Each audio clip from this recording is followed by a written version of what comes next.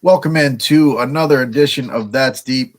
I'm Tommy Z, joined as always by Johnny Bravo. Coming off a pretty nice card last week. Good card for the bets, good card for watching. This one here in Rio, maybe not as good. We got quite a few fighters on this card that don't have any UFC wins, and we got a lot to pick through.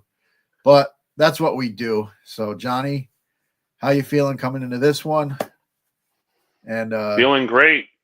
Feeling great. yeah, All is good. Poetan, champ again. Get rid of that rat Ankalaev. Never have to yes, hear him sir. again.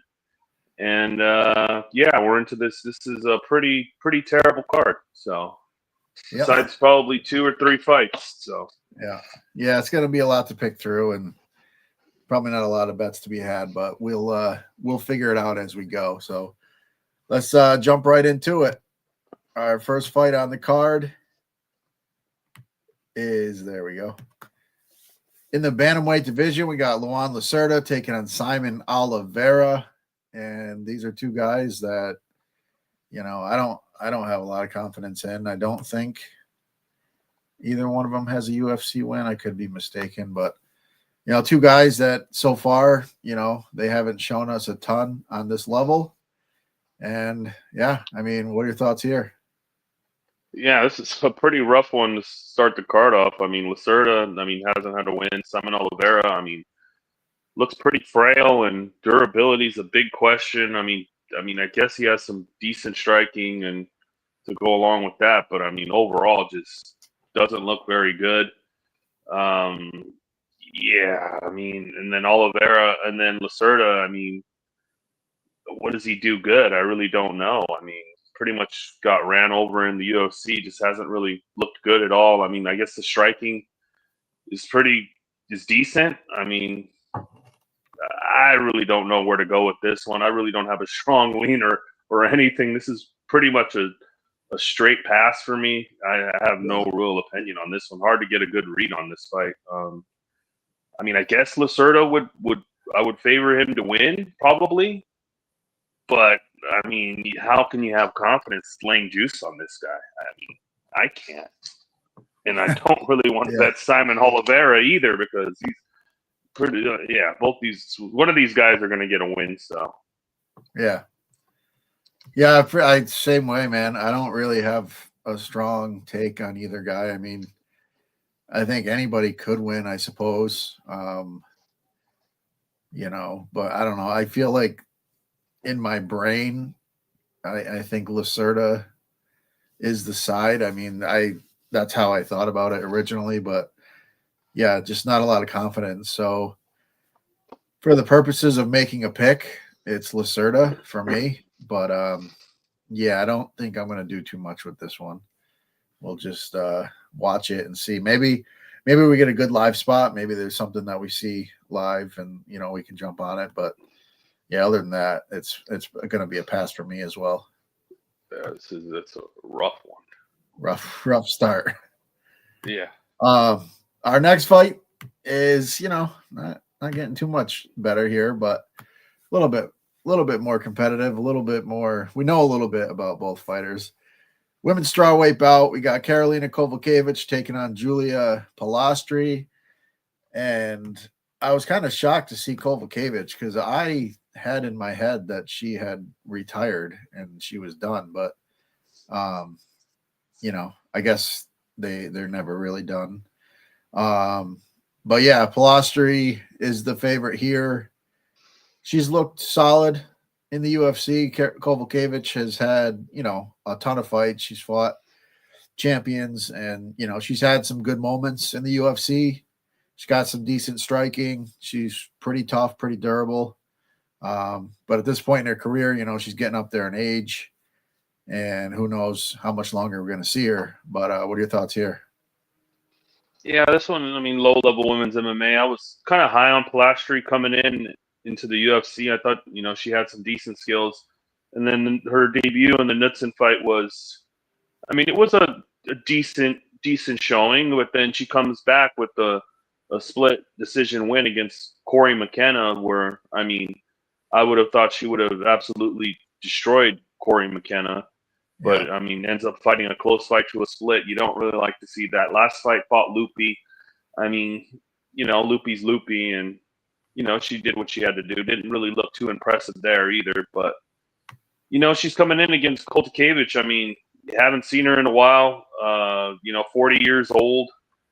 Coming in here, she's on she was on a nice little run, and then she kind of, her last couple of fights have not looked the greatest. So yeah, I don't know what Carolina we're gonna get here. She's 40 years old, probably I would guess on the way out, probably borderline debating retirement or not. But she's a tough, grimy vet, and if Pilastri is not on her game, I mean Koltakevich, I mean she could make this a close, interesting fight. But I just think the skills of Pilastri and the youth is just a little bit too much, and she's gonna be able to do enough. Just probably a 29-28, maybe even a split. I mean, but yeah. Pick for me is Pilastri, probably wins. Yeah, I mean, I think Pilastri should win. But I could see it being close and competitive. I mean, make the plus 3.5 on this one for Kovalevich could be interesting. We'll see what that comes out at. But yeah, I mean, Pilastri should get it done. Kovalevich, I don't know where she's at, but she's still going. So she's had about a year off. Maybe a little bit rejuvenated. We'll see. But yeah, I mean, Pilastri should win in this spot. But again, not going to be overly confident with this one. All right, moving right along to one that I do feel a little bit better about. We've got a heavyweight matchup. Walter Walker taking on Muhammad Usman. Usman is a guy that, he finds a way to win. He's won, a good amount of fights in the UFC so far. Not a guy, I don't like his skill set. I don't like his cardio. I mean, he's a big, strong guy. He can land a big punch. He can wrestle a bit, but, definitely has a lot of holes in his game and just has not yet really been exposed like you would expect.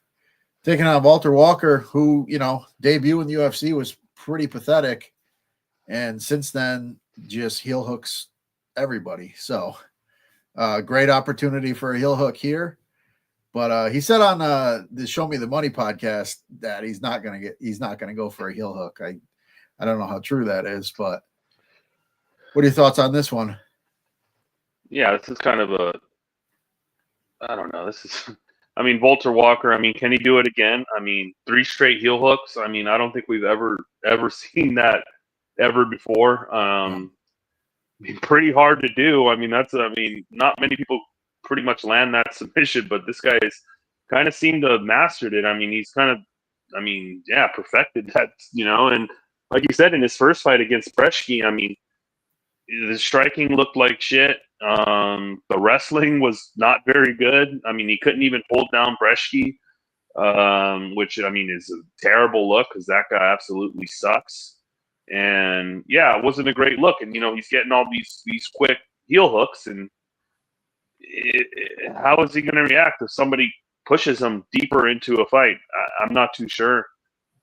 Is Usman the guy to do it? I mean, I don't know. I keep doubting this guy, but I mean, he keeps on somehow squeaking out these greasy wins. I keep fading him, thinking he's not good, and somehow he pulls out, finds a way. I mean, the takedown defense is pretty decent. He's a big, strong guy. The striking is not the greatest, but I mean, he has some decent pop behind his hands. The last fight against Hamdi, I mean, Hamdi was competitive with him on the feet, but I mean, he landed bigger and more significant shots and stole that fight. Yeah, I mean, I guess it's probably, I mean, it would be, I mean, Walter Walker heel hook would be just like mean status. Yeah, I don't know. It's this is kind of a hard one for me to initially. I thought, oh yeah, I'm going to be on Walter Walker for sure by sub, but if he can't get Usman down, I think this could be more competitive than the line looks. I don't know. This one kind of it worries me. At first, I thought Walter Walker was going to be a a for sure thing. But the more I looked into it, the more I thought about it. I'm not too sure, but I think he probably wins. I think. Just lost your audio. Oh shit! All right, hold on. Oh, I hear. Well, I can kind of hear you now. Well, while Johnny's figuring out the audio, I like Walker in this spot. The one thing I'll say, I mean, the debut did not look good, but he also did not look good, physically. He came in out of shape, looked terrible. Every fight since, he's looked like he's in really good shape. He seems to be training hard for this one, so I think he'll be in good shape for this one. I've been fading Usman all along, and it's burned me. So I'm just gonna keep going with it and see what happens. But I think Walker. I feel like you could throw out the first fight. I really do. I mean, he did not look like he was in shape at all for that fight, and he paid for it. Usman gasses out too. I mean, he was tired in that fight against Hamdi. Hamdi kind of had a little bit of success late, but I mean, Hamdi was gassed too, and he ate some decent shots in that one. So I don't know. I just think if Walker, puts it all together, the jab could be an issue for him. Usman does have a good jab, could keep him at range, but I feel like some way or another, he's going to get the fight to the ground. And if he does, it's going to be his world. So, yeah, I like Walker here. But like I said, I mean, I've just been fading Usman all along, and it's burned me. Yeah, so it I mean, it could. Yeah, it hasn't worked out well fading Usman. No, it and hasn't. I think I don't know even how to. I mean, I guess you bet Walter Walker by sub. I think it's plus money. I think it was like plus 175 last time I looked. Yeah. I mean, I guess that's the way you go, or maybe put him in a parlay with something else. But man, this is another one, another greasy. He's a tough guy to parlay still, but yeah. So I'll take this. I'll take this shot on the sub. I mean, if these guys go 3 rounds, it's going to be what it's going to be. I think the sub is live. If you get a good price on it, I think it's worth it. And if it's just an ugly 3-rounder, maybe I'll have a live bet on Usman and I can cash a ticket on the guy finally. But yeah, it's going to be Walker for me. I just think that if he's at his best, he's just going to be better. And we'll see. The fade trade continues. All right, moving right along to another one that I don't know how you can be too confident in this one. But we got a flyweight bout. Lucas Rocha taking on Stuart Nickel. Again, neither guy has really shown us too much at the UFC level. Flyweights, these guys can, it can be a fun fight, but I don't have a strong take on this one. What are your thoughts here? Yeah, I was high on Nickel coming into the UFC, and he looked kind of decent to start off in the Aguilar fight, and then just kind of fell his way into a guillotine, kind of fell into one of the guy's only moves. I mean, Jesus Aguilar, he's got the guillotine, and well, I guess he's developed striking as we've seen in his last fight, but he's pretty much was a guillotine merchant for a while. You pretty much just had to watch out for that guillotine, and Nickel shot his way right into that guillotine, which wasn't probably a smart move. But, yeah, I was high on him. I like the wrestling, like the grappling, it's pretty decent. On the feet, maybe a little to be desired, but really strong grappler, good takedowns. Yeah, and then Rocha, I mean, he hasn't looked the greatest. He's got pretty short arms. He's a decent striker.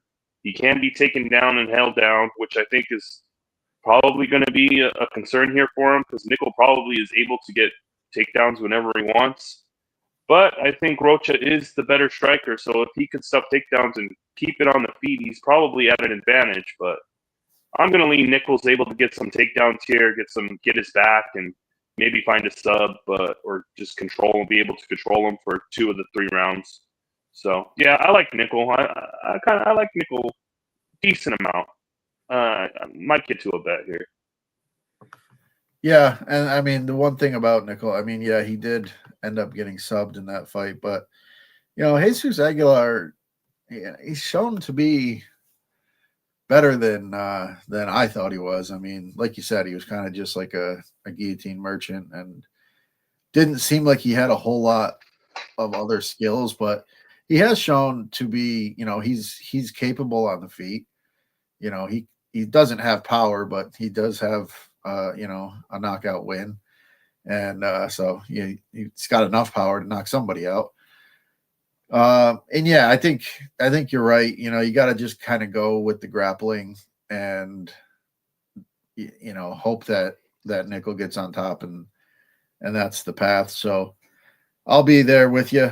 I will pick him as well. Potentially a DFS play, I guess. I mean, if the grappling gets going, he can rack some points up. So that might be an interesting look.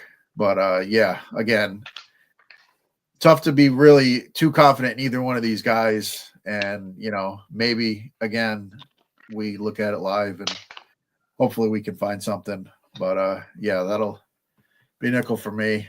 And yeah, we move along.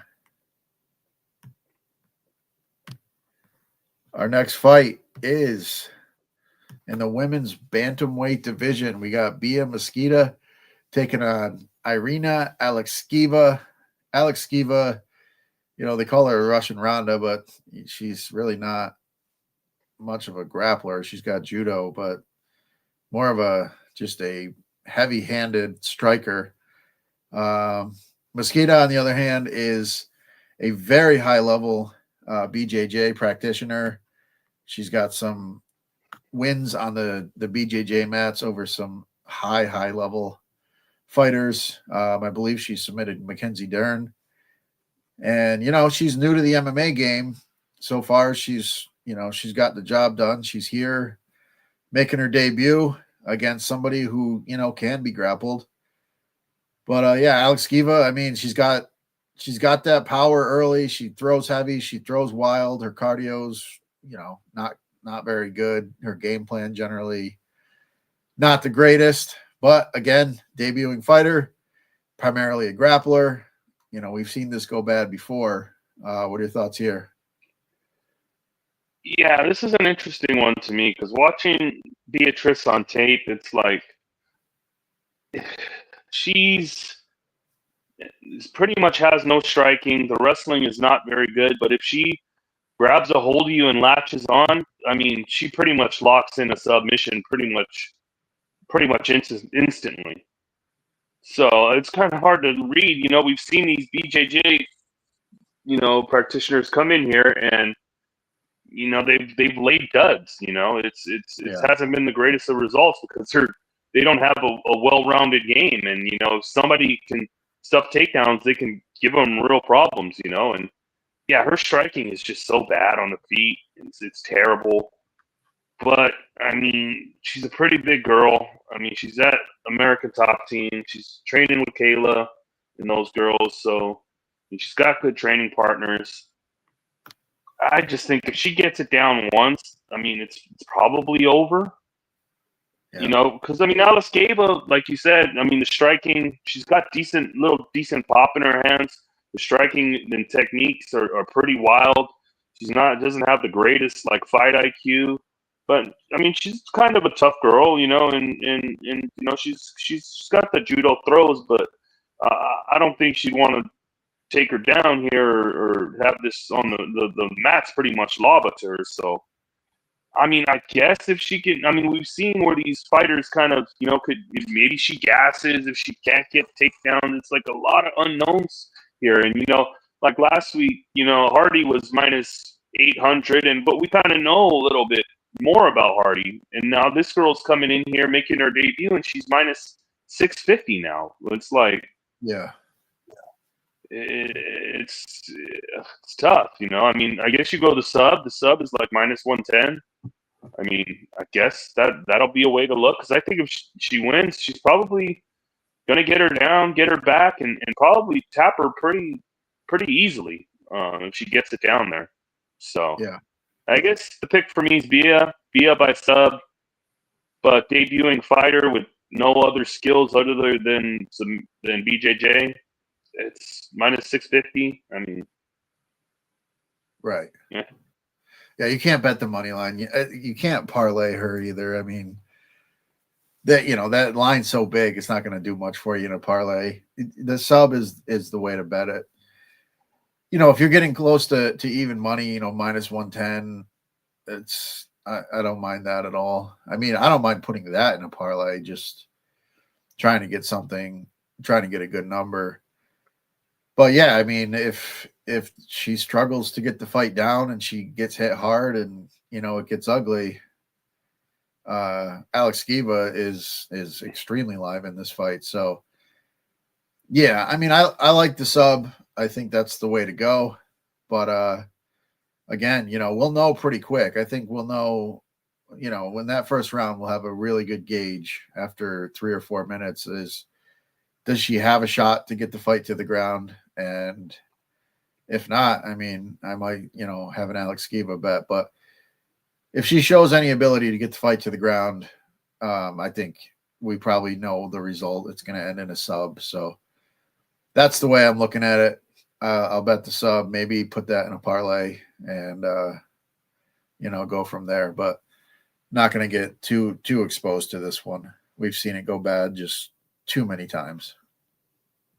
Yeah. All right. Who was that debuting fighter not too long ago? The BJJ guy that came in. What's his name? Buchecha. Yeah. This reminds me of Buchecha. Yeah, it really does, man. So we've seen it, and we've seen it recently. Yeah. So yeah, tread lightly. All right, our next fight is in the heavyweight division. We've got Vitor Petrino, who looked like a totally different human being when he moved up to heavyweight. I mean, the dude's absolutely massive. Taking on Thomas Peterson, another one of these heavyweights that, he's shown a little bit. He's got some skills. But again, he's a guy that you just you don't really know what you're going to get from fight to fight. And, Petrino, you can kind of say the same thing. I mean, he got a pretty easy layup against, was it Austin Lane and his heavyweight debut. So, I mean, it is what it is. But yeah, another one, big sloppy heavyweight fight. What are your thoughts here? Yeah, I mean, Petrino, I mean, he looked really good in his debut since moving up, because he ran into some skids at light heavyweight, Anthony Smith and Justin Jacoby put him out as massive favorites. He was a massive favorite and dropped the ball in those fights. Hasn't, didn't really look the greatest, but in his last fight, I mean, the guy is like jacked and fucking, I mean, he filled out pretty good to heavyweight. I mean, the guy's massive in there. And, he's got power in his hands. He's, pretty fast. I mean, he's good striking.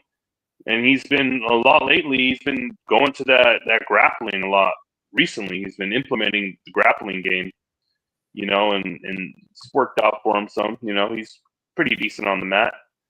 And, Peterson, I mean, this guy is kind of, I mean, he's a big, lumbering, sloppy, he's a heavyweight, I mean, the striking is not very good.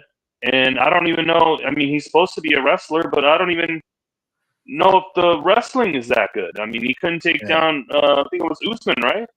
Or yeah, he couldn't even take down Usman. He won that fight. Did he win that fight or he lost? I think he. Trying to remember because I always get him and Mick Parkin mixed up. I know Mick Parkin lost to Usman. Oh, he beat Usman. So yeah, he beat Usman. He got knocked out by Shamil Gaziev, and then he couldn't take that really. He beat Dontel Mays. Yeah. So I mean, I don't know how good this guy is, but he's slow. I think Petrino's going to have a clear speed advantage here on the feet, and I think man, if he just lets his hands go and walks forward, I think he can catch this guy and put him away. So yeah, I like Petrino, and Petrino probably by knockout. I don't know if he can. Maybe he can get him down and do some ground and pound or sub him, but I think on the feet there's a pretty sizable advantage, speed advantage, and I think he eventually knocks him out. Yeah, I think Petrino gets him as well. I mean, he is faster. I guess the one concern would be if he starts too fast and empties the tank a little bit too much in the first round. The cardio, can be an going to been an issue in the past. But Peterson, again, he's a guy that he's just kind of slow and plodding, and he's not not going to push a heavy pace. So, I mean, we could see these guys leaning on each other late, as we often do with these heavyweight fights. But yeah, I think, Petrino's got the more explosive game. He does have, he's got some powerful takedowns. I mean, he could get a takedown early in this fight. And he does look huge at heavyweight. I mean, he's, I don't know if he's on some good supplements or what he's on, but he's an impressive human being at heavyweight, to say the least. Yeah. So, if he comes in and he's in shape, he's not, who knows, he could get too big and be out of shape at heavyweight too. But as long as he comes in, looks like he's in decent shape, I think he should get the job done in this one. All right, moving right along. I didn't set it up yet. We've got a flyweight bout. Rafael Filo taking on Clayton Carpenter. Filo's a guy that I think he's pretty good. I've got a pretty favorable. I just in my head I've got a favorable thought about him. I just think he's got the skills. And Carpenter, he's another guy that he's got some skills too. He can grapple. He's been in some tough fights. They both have. And I think this is a pretty competitive one here. What are your thoughts on this one? Yeah, this should pretty much, be a grappling match. I mean, that's what Filo wants to do. He's a great BJJ grappler. He had Makayev in that knee bar and bent his knee almost. I don't know how Makayev didn't tap in that. Yeah. But yeah, he's a grappler. He's dangerous anywhere the fight goes on the mat. Off his back. He's a pretty tough guy. He's fought some decent competition. He looks good. And it's Carpenter also is impressive to me. I think Carpenter's probably a little bit more well-rounded here. I mean, he's got some decent striking on the feet, and then he also, he has a grappling too. Yeah, this is kind of a real close to call. I mean, it should be a pick'em, and it is a pick'em. I mean, this is a tough one for me. I just kind of lean Carpenter.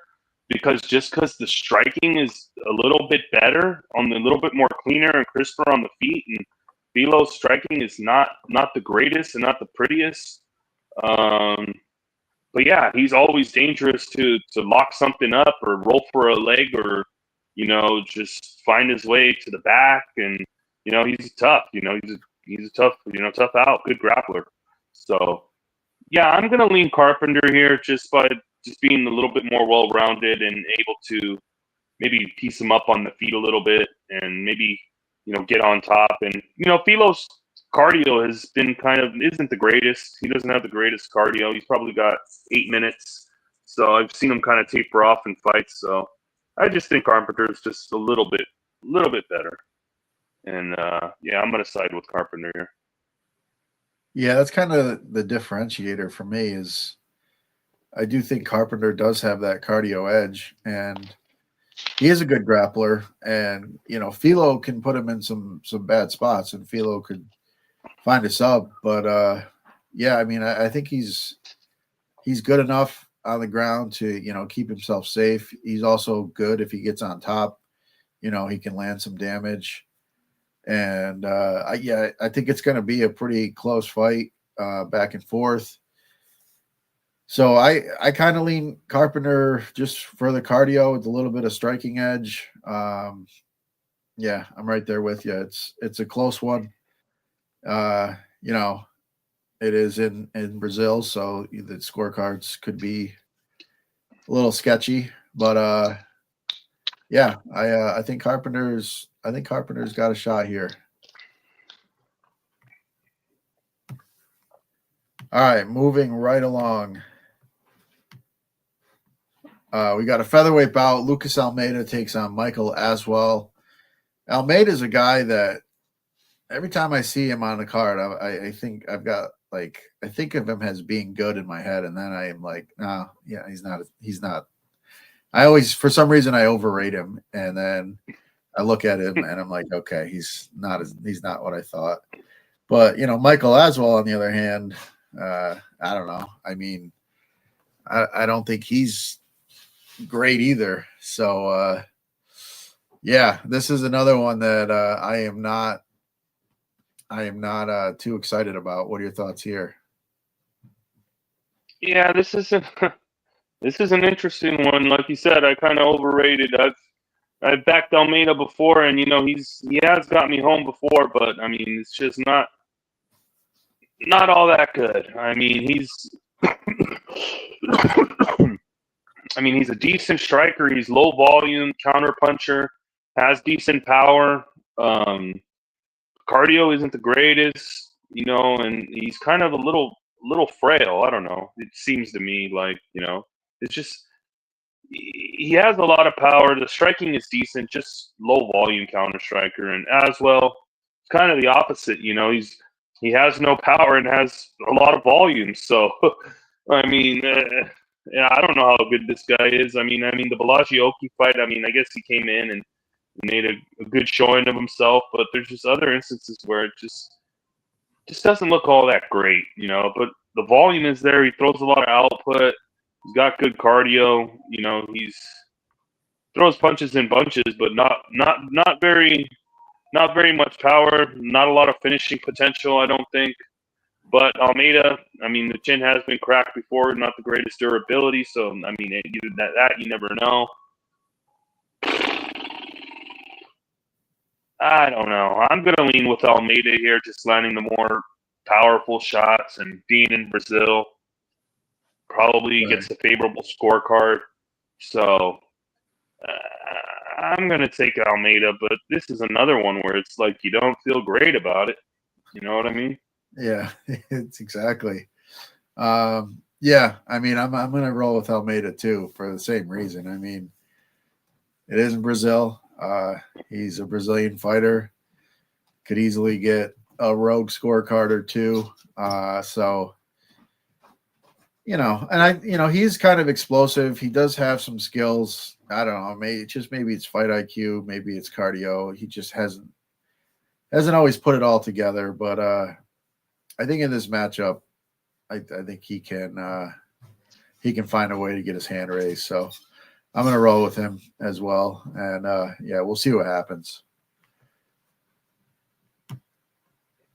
All right. Our next fight is in the featherweight division. We've got Ricardo Ramos taking on Con Offley. Ramos is a guy that is highly skilled. He's got dangerous grappling. He's got some decent striking. Sometimes he looks like $1 million. He's had a little bit of a rough patch lately, but he's taking on Con Offley here, who I'm not super high on at all. And again, another Brazilian fighter here. I feel like this is a decent matchup for Ramos. What are your thoughts on this one? Yeah, I think Ramos, I mean, he has all the skills and the talent, but it's just this guy's a flake. I mean, you can never trust him, He has all the skills. He's got good grappling. He's got good subs. The striking is decent. He has some power in his hands, but it's just he's kind of a flake. I've trusted him before. I've bet on him before. He's let me down. He's broken fights. He's just all the potential, but just not that. Just can't seem to find it all and put it all together and be consistent.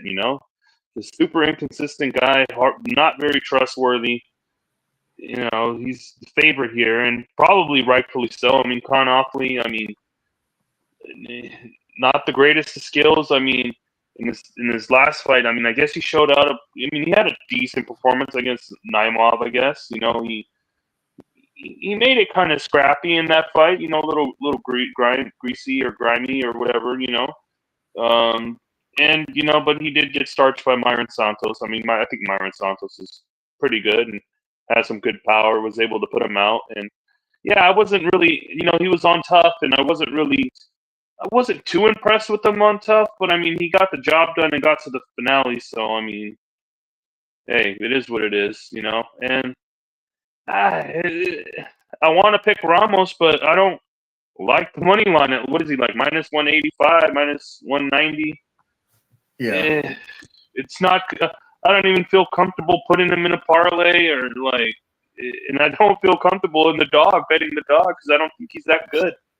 So this is another tough one. I'm gonna pick Ramos, but maybe you take like a Ramos by sub or Ramos inside the distance shot here. But this card is just so filled with inconsistent fighters that you just can't put your trust with your money. You know what I mean? Absolutely. So, yeah, absolutely. The pick is Ramos, but with low confidence. I don't know. This is a tough one. Yeah, like I said, I think it's a decent matchup for Ramos. He's lost to some solid guys. It's not like he's just losing to scrubs, but yeah, it's just there's been fights where he looks amazing early on. He's ragdolling guys, and then the next thing you know, he's getting cracked and hurt, or he's gassing out. So it's always a problem with these guys. Back-to-back guillotine losses from Charles Jourdain and Julian Erosa. Yeah. Won a split versus Kulabau and then Chepe. So the Chepe fight was, Chepe pretty much beat him down for 3 rounds. Yeah. So. Yeah, it's not a guy that you can have a ton of confidence in, but I do think he is the better fighter in this spot. And again, we'll watch the first round. We'll see what the first round looks like. If he has a great first round and he puts out a lot of output, maybe just go ahead and bet the other side and, just in case he fades. But yeah, I think Ramos should get it done. I do think he's got a shot to land a sub here. Hometown guy. Or home country guy. I don't know if it's his hometown, but he's a Brazilian and he's going to have the crowd on his side and it's going to be crazy. So, yeah, give me Ramos here. All right.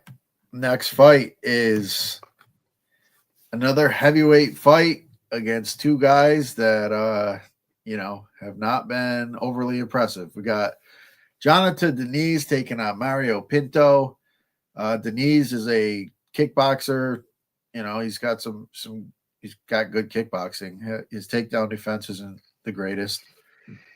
Taking on Pinto, who, another guy that he's come in and he got a win over Austin Lane. He did get dropped in that fight, which is not the greatest of looks. But yeah, Diniz, he was just a massive favorite in his last fight against basically a bar fighter, and went 3 rounds with him, and it got kind of sketchy, and it was tough because I had a bet on him, and I was getting nervous at times in that fight. But again, 2 heavyweights that it's ugly. What are your thoughts here?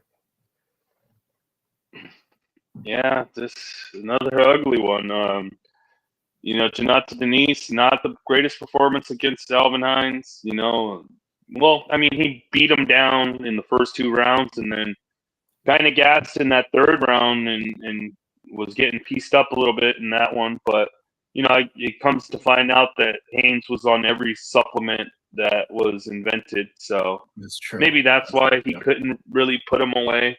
Yeah. Denise has kind of been, he's been kind of, hit or miss in the UFC. I mean, he's had some pretty decent performances, and just, I mean, the Austin Lane fight was, I mean, on Lane, his takedown defense is not very good. If you get him down, you pretty much can hold him down.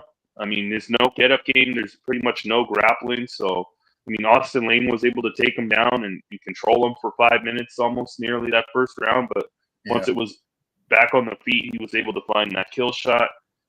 He's a decent kickboxer, good striking, maybe not the most power, because maybe somebody, he couldn't get Haynes out of there, which was surprising, so the power might not be all there, but I mean, the technical kickboxing and striking is pretty good.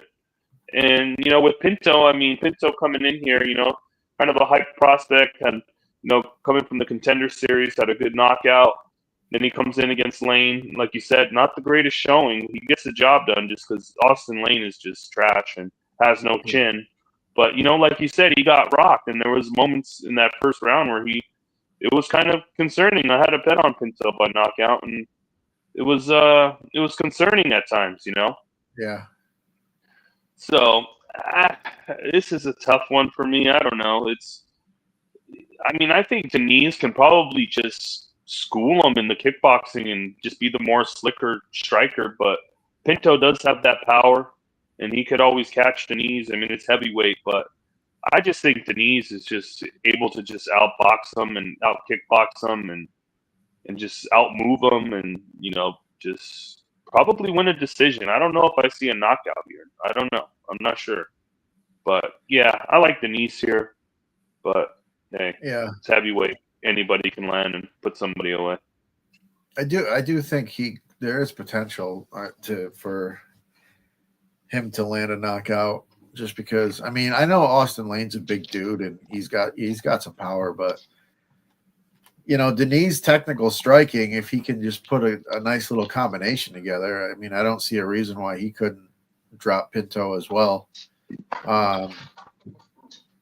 He did put a lot of output out in that Hines fight, so I guess you gotta give him some credit for that. And he tried to finish him. He did try, but yeah. So I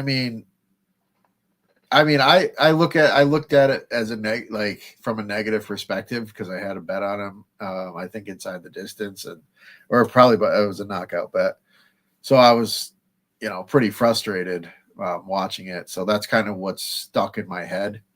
But it was a pretty bad beating. I mean, he smashed the dude's face in. I guess you can give him a little bit of a pass for getting a little bit tired there late in that fight. But I think Denise, just the technical kickboxing is probably going to be enough. And I think there's a shot that he finds a button and gets him out of there. So I'm going to be on Denise here and may throw something on the knockout. But again, these guys, tough to really trust either one of them. Pinto could land something big too. But I think Denise probably gets it done here. All right. Moving right along to the welterweight division, where Joel Alvarez is moving up from 155, taking on Vicente Luque. Alvarez is a big dude. He's not a small guy that's moving up. He's actually, he's going to be pretty big against most of the welterweights in the division. He's extremely dangerous, got sharp elbows, good ground and pound. And, taking on Luque here, who, we all thought he was done a long time ago. I still kind of think he's fighting on borrowed time. He's had some major injuries, major health concerns. but he's a guy that's been around. He's been at around the top of the welterweight division for a long time. Taking on Alvarez, in his first fight at welterweight. Alvarez is a huge favorite here. But what are your thoughts coming into this one? Yeah, I mean, I just don't know how much Luque has left in the tank. I mean, Luque was a guy that would go in there and it would be a guaranteed banger. You'd go in there and he was game and ready to go to war and lay it all on the line. But, ever since he got that brain bleed, it just hasn't been the best, for him. So, coming back, it just hasn't looked very great. He's kind of, the RDA fight, he kind of went to his grappling. We didn't really, he turned into a grappler, and then, the Buckley fight, he pretty much, didn't want to get hit anymore and pretty much just shelled up and quit. He beat Themba, but I guess Themba, I think we overrated and he wasn't very good. Themba pretty much doesn't have no power and pretty much just put himself to sleep there. Luque was able to grab up that Darce and put him away. And then the Holland fight was just, it was just not a great look in that Holland fight. Just looked like he didn't really want to be in there. And I don't know. I just don't know how much this guy has left in the tank or left to offer. I think he's been through a lot of wars and going through all those wars. You had that brain bleed, that scare, So, yeah. And then Alvarez, I think, is a fucking monster. This guy he's a fucking beast. He lost to Armin and then just went on. He's been on a pretty sick run. The striking he's got big power in his hands. It's good volume. He can lay you out. And then also he's got, pretty wicked submissions. He's not much of a wrestler or a takedown kind of guy. He's more of like a kind of an opportunistic kind of sub kind of guy. It's like if you shoot your neck in there, he'll lock it up and get you. Or, off his back, he's got good subs off his back, good triangles off his back. So yeah, he's pretty dangerous, and he's moving up here. I think he probably had to kill himself to get down to 155. He missed weight a couple of times. I think 170. He's still got the size here at 170. He's gonna be massive in there against Luque. There's gonna be a pretty significant, I think, size advantage and power advantage. I just think he's able to just put it on Luque and pretty much beat him up, and I could see Luque just curling up in a ball and giving up here. And I like Alvarez a lot here, and probably will be parlaying the inside the distance. You could pick what method you want. They're like both.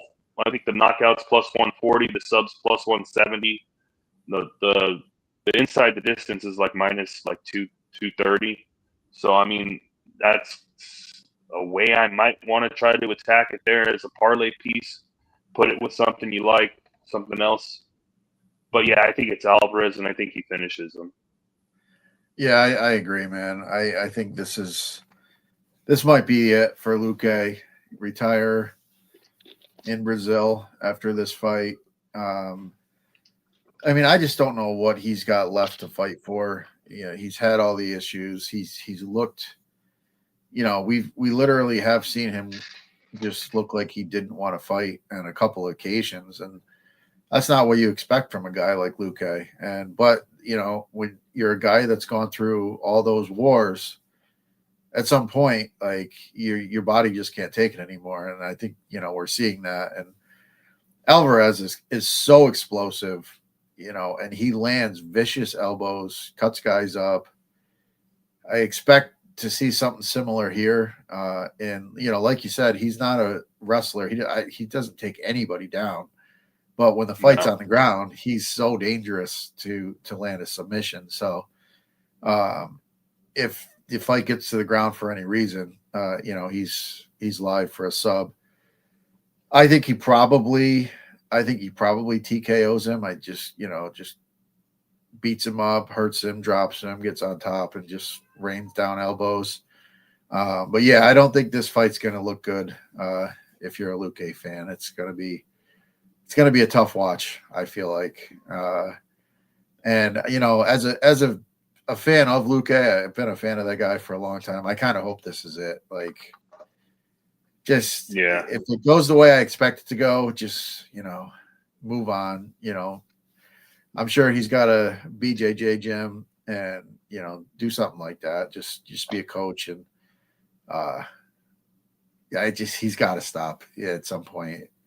And I think this is going to be a tough watch. But so yeah, I like the inside the distance look. I like the KO look. Yeah, I'll have Alvarez parlayed up a little bit, one way or the other. All right, moving right along. Got a fun one here in the bantamweight division. We got Davison Figueiredo taking on Montel Jackson. Kind of weird to see Figgy fighting after that Sandhagen fight. I mean, clearly had a knee injury in that fight, and that was not long ago, like 5 months ago. So I'm pretty shocked to see him in this spot. Taking on Montel Jackson, who's an absolute giant for the division. He's got big-time power, strong, fast. The guy looks like he's got, he's a total package. He seems like he's a guy that could be a title contender at some point here soon. What are your thoughts on this one? Yeah, this is an interesting one. Figgy, it looked like he just absolutely tore his knee up, and then now he's kind of, that was maybe 6-9 months ago. I'm not sure when. Let me look when it was. I think it was like April, I want to say. May. So May. So obviously then it wasn't a torn knee, and it just didn't look great on the optics, So it couldn't have been an ACL. Maybe he just hyperextended his knee and that was it. But he's going to be at a massive size disadvantage here. But Figgy he's a tough warrior, a champion. But he's getting up there in age. He's 37 years old now. He's been through a lot of wars. He didn't look too great in the Sandhagen fight. Hasn't really looked. Since moving up, he had that.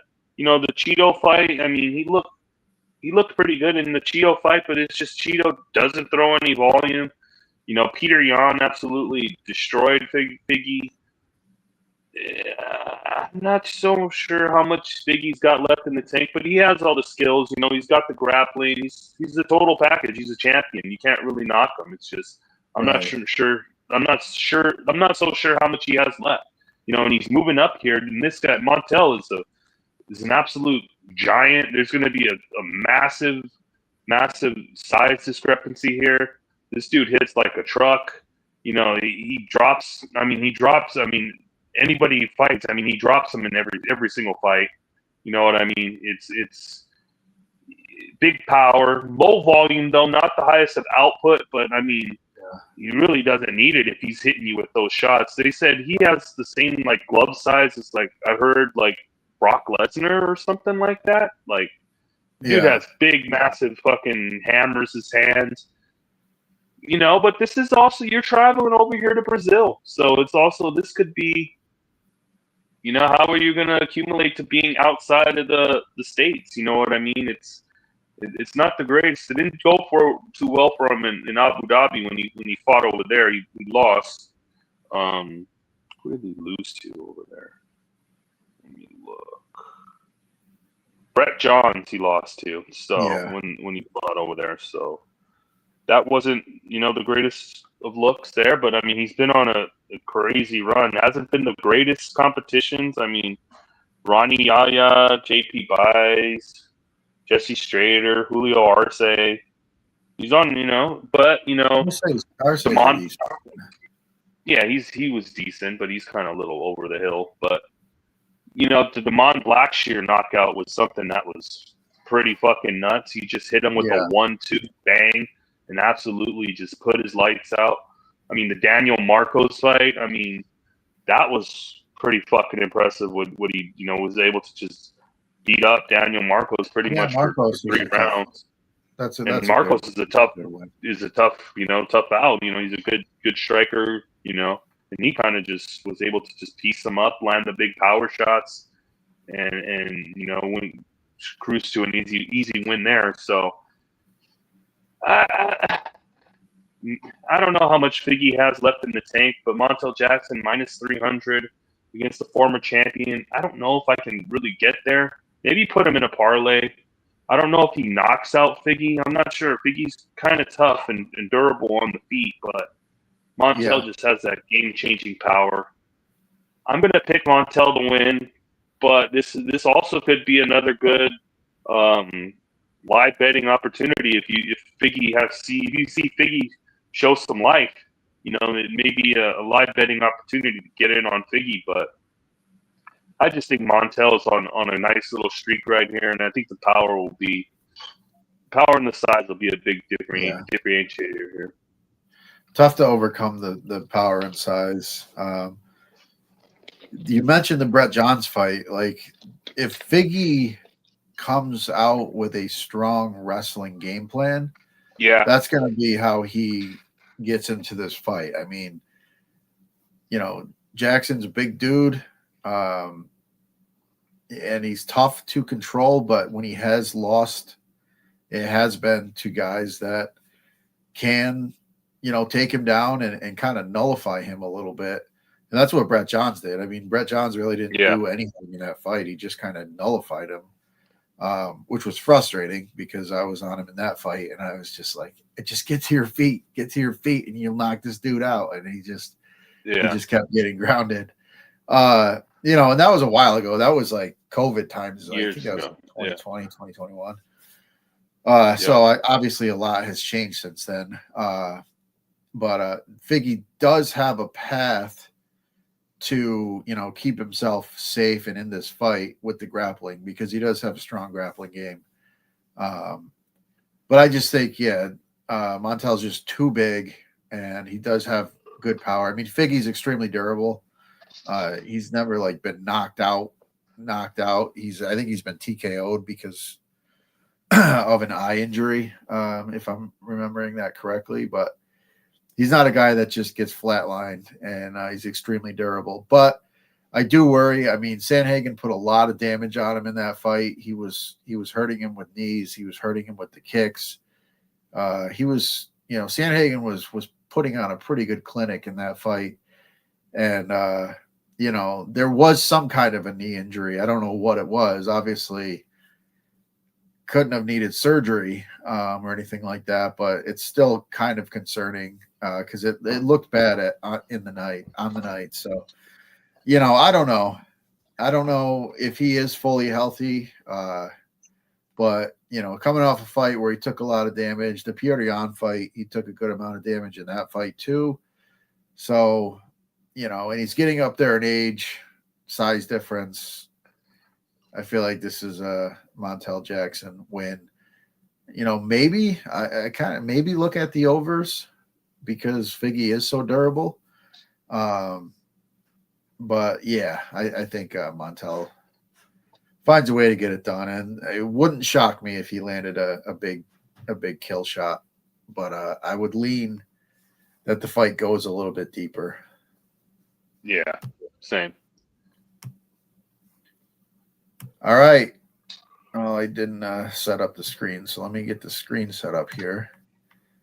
We move on to our main event, and we've got a lightweight matchup here, a good one, between Charles Oliveira and Mateusz Gamrot. And, Oliveira coming off a nasty knockout that we all saw, and it was, tough to watch. So it is a bit of a quick turnaround for him here. But he's taking on Gamrot, who does have the ability to land a big shot, but not really. He's more looking to grapple in most of his fights. This could be a good bounce back spot for Oliveira. That chin definitely worries me, though. And it's a tough, I don't know. We'll see, I guess. But what are your thoughts here? Yeah, I mean, this is the best fight on the card. Yeah, pretty much the only fight on the card really that I'm really looking forward to. Yeah. Yeah, this is a banger. You know, every Charles Oliveira fight is a banger. You know, he's a fan favorite. He's one of my favorite fighters of all time. You know, we know what we're getting out of him. You know, he's going to go in there, he's going to go to war, and he's going to get hit, and he's going to hit you back. And more than likely, when he hits you, you probably go out. You know, you drop him, he'll get back up, he'll survive it, and he'll be, you know, resilient and come back. You know, but you know, wasn't able to do that in his last fight as the champ. Taporia absolutely just deaded him. You know. Never really had a chance. I mean, the fight never really got going. You know, it was that first one solid shot was able to put him away, and it was just a nasty knockout, you know. And he was saying ever since the end of that fight, he wanted to come back, wanted to turn around and fight here in Rio. So, you know, he's got his, you know, home country, you know, fight. So he's kind of, you know, he's in a comfortable place, you know, coming back. You know, it is quick, you know, but I don't think that the knockout is really going to play into any effect because, I mean, let's be honest. Gamrot has pillow hands. There's really no power coming back. The striking is terrible. You know, Gamrot, he's gonna pretty much get in there. He's gonna shoot on your legs and attach onto you and try to take you down. And that's pretty much it. You know, that's all he's pretty much got is that wrestling, which is pretty decent wrestling. You know, it's decent. You know, but he can't be clipped on the feet. We've seen him almost hurt in almost every single fight. You know, RDA hurt him. You know, what's his name was piecing him up before. Fiziev was piecing him up, you know, and hurting him. You know, Jalen Turner dropped him and hurt him. And, you know, this guy is just getting hurt every single fight, you know, he's in. I really question the durability of Gamrot. He hasn't really been cracked and finished like that, but I think, you know, I think it's coming, though. There's somebody that can really crack and hit you. Like, if he gets hit flush by Charles, I think he's going to be in a whole lot of trouble here, you know. And, you know, Gamrot, of course, he can be that grimy little rat and take you down. But, you know, Oliveira off his back is, I mean, just as dangerous as he is on the feet. I mean, the submissions off his back are really slick. He could put Gamrot goes for these takedowns. He could put Gamrot in some serious problems and get some even sweep him on the ground and take his back. You know what I mean? I could see that happening too. Yeah. You know, just there's a lot of paths here for Charles, and you know, Gamrot was not initially booked here to fight 5 rounds. It's a short notice 5-round fight. We've seen him slow down in fights before, you know. Yeah, I just think Charles is a lot more dangerous and has a lot more paths here. I mean, I pretty much see, like, I don't see Gamrot submitting Charles Oliveira. I don't see Gamrot knocking out Oliveira.